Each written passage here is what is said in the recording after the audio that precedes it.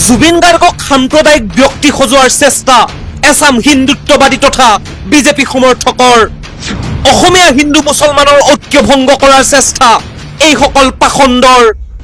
বিজেপিৰ প্ৰপাগাণ্ডালৈ কাম কৰিছে নেকি এইসকল লোকে? ৰাষ্ট্ৰীয় প্ৰেক্ষাপটত জুবিন গাৰ্গক অপমানৰ চেষ্টা একাংশ টুইটাৰ ব্যৱহাৰকাৰীৰ। নৰেন্দ্ৰ মোদীয়েও ফলো কৰে এইবোৰ টুইটাৰ একাউণ্ট। বন্ধুসকল, আপোনালোকে এইটো ভিডিঅ' সম্পূৰ্ণ চাব, অলপ স্কিপ নকৰিব। এইটো ভিডিঅ'ত জুবিন দাক লৈ পিনে মই ৰাজনীতিৰ গোন্ধ পাইছোঁ। কোনে আৰু কিয় জুবিন দাক লৈ পিনে ৰাজনীতি কৰিবলৈ চেষ্টা কৰি আছে আৰু কোনে জুবিন দাক সাম্প্ৰদায়িক সজাবলৈ চেষ্টা কৰি আছে, আপোনালোকে এইটো ভিডিঅ' সম্পূৰ্ণ চালে গম পাই যাব।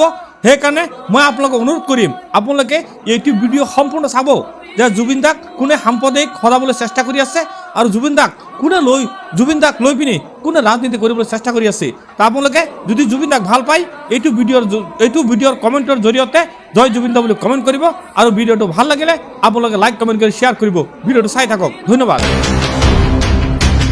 জুবিন গাৰ্গে অসমৰ বিজেপি চৰকাৰৰ কেতবোৰ সিদ্ধান্তৰ বিৰোধিতা কৰিছিল বাবেই এতিয়া জুবিন গাৰ্গ চকুৰ কুটা হৈ পৰিছে নেকি একাংশ লোকৰ?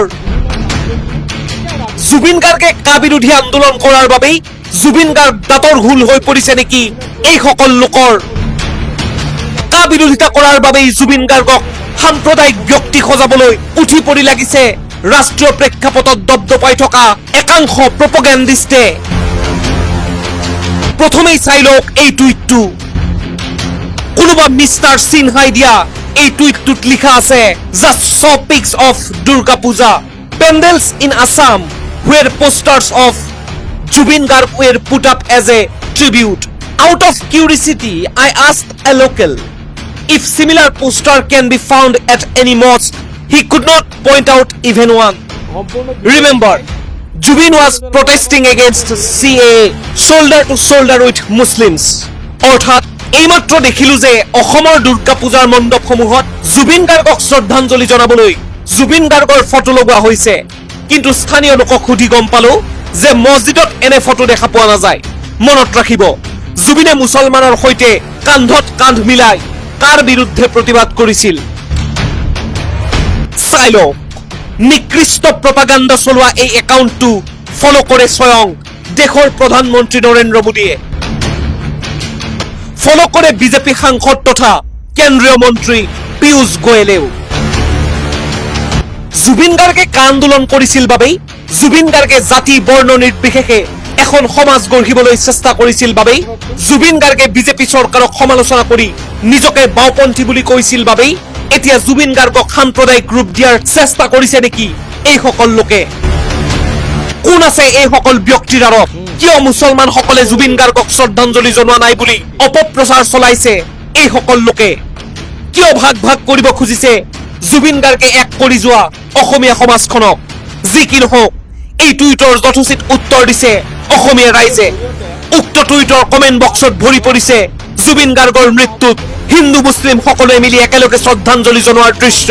জুবিন গাৰ্গক শ্ৰদ্ধা জনাই মুছলমান সমাজে কোৰাণ পঢ়া, জিকিৰ পৰিৱেশন কৰা আৰু নামাজ আদায় কৰা ফটো আৰু ভিডিঅ'ৰে উপচাই দিয়া হৈছে মিষ্টাৰ সিনহাৰ টুইটাৰ পোষ্টৰ কমেণ্ট বক্স।